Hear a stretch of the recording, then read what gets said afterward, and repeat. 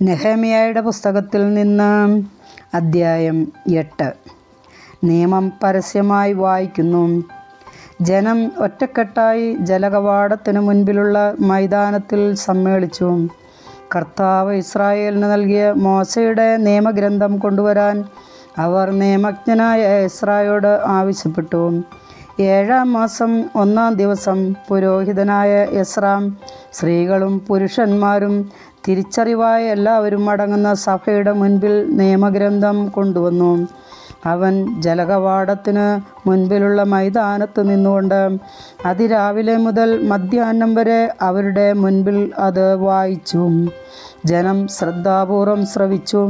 പ്രത്യേകം നിർമ്മിച്ച തടി കൊണ്ടുള്ള പീഠത്തിലാണ് എസ്രാ നിന്നത്.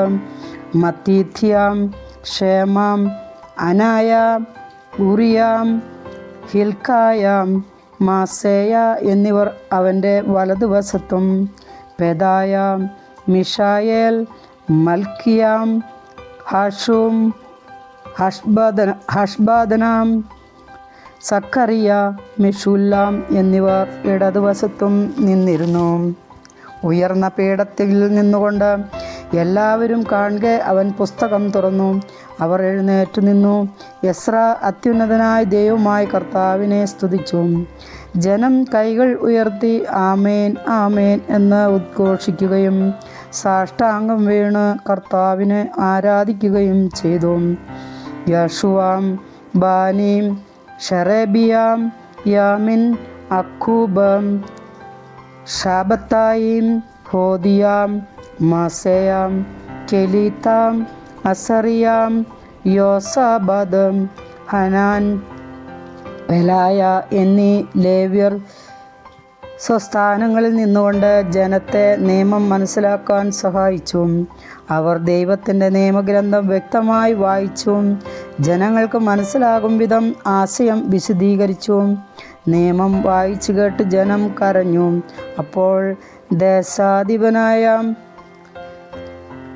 നെഹെമ്യായും പുരോഹിതനും നിയമജ്ഞനായ എസ്രായും ജനത്തെ പഠിപ്പിച്ച ലേവ്യരും അവരോട് പറഞ്ഞു, നിങ്ങളുടെ ദൈവമായ കർത്താവിന് ഈ ദിവസം വിശുദ്ധമാണ്. അതിനാൽ ദുഃഖിക്കുകയോ കരയുകയോ അരുത്. അനന്തരം അവൻ അവരോട് പറഞ്ഞു, നിങ്ങൾ പോയി വിഭവസമൃദ്ധമായ ഭക്ഷണവും മധുരവീഞ്ഞും കഴിക്കുക. ആഹാരമില്ലാത്തവന് ഓഹരി കൊടുത്തയക്കുകയും ചെയ്യുക. ഈ ദിവസം കർത്താവിന് വിശുദ്ധമാണ്. നിങ്ങൾ വിലപിക്കരുത്. അവിടുത്തെ സന്തോഷമാണ് നിങ്ങളുടെ ബലം. നിശബ്ദരായിരിക്കുവിൻ. ഈ ദിവസം വിശുദ്ധമാണ്. വിലാപമരുത് എന്ന് പറഞ്ഞ് ലേവ്യർ ജനത്തെ ശാന്തരാക്കി. കാര്യം ഗ്രഹിച്ച് എല്ലാവരും ഭക്ഷണപാനീയങ്ങൾ കഴിക്കാനും ഓഹരികൾ എത്തിച്ചു കൊടുക്കാനും ആഹ്ലാദിക്കാനും വേണ്ടി പിരിഞ്ഞുപോയി. പിറ്റേ ദിവസം കുടുംബത്തലവന്മാർ എല്ലാവരും നിയമം പഠിക്കാൻ വേണ്ടി ലേവ്യരോടും പുരോഹിതന്മാരോടുമൊപ്പം നിയമജ്ഞനായ എസ്രായുടെ അടുത്ത് ചെന്നു. 7-ാം മാസത്തിലെ ഉത്സവത്തിന് ഇസ്രായേല്യർ കൂടാരങ്ങളിൽ വസിക്കണമെന്നും കുന്നുകളിൽ ചെന്ന് ഒലിവ്, കാട്ടൊലിവ്, കൊളുന്ത്, ഈന്തപ്പന എന്നിവയുടെ ശാഖകൾ കൊണ്ടുവന്ന് എഴുതപ്പെട്ടിരിക്കുന്നത് പോലെ കൂടാരങ്ങൾ നിർമ്മിക്കുക എന്ന് തങ്ങളുടെ പട്ടണങ്ങളിലും ജെറുസലേമിലും പ്രഘോഷിച്ച് അറിയിക്കണമെന്നും കർത്താവ് മോശ വഴി നൽകിയ നിയമത്തിൽ എഴുതിയിരിക്കുന്നത് അവർ കണ്ടു.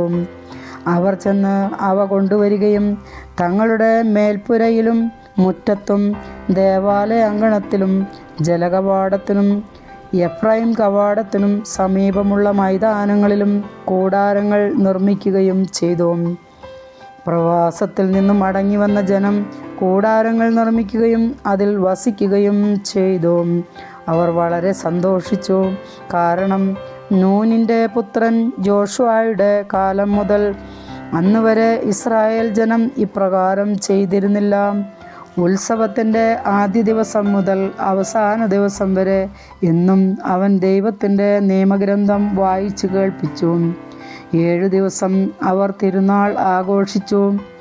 നിയമമനുസരിച്ച് 8-ാം ദിവസം ഒരു മഹാസമ്മേളനവും ഉണ്ടായിരുന്നു. കർത്താവിൻ്റെ വചനം.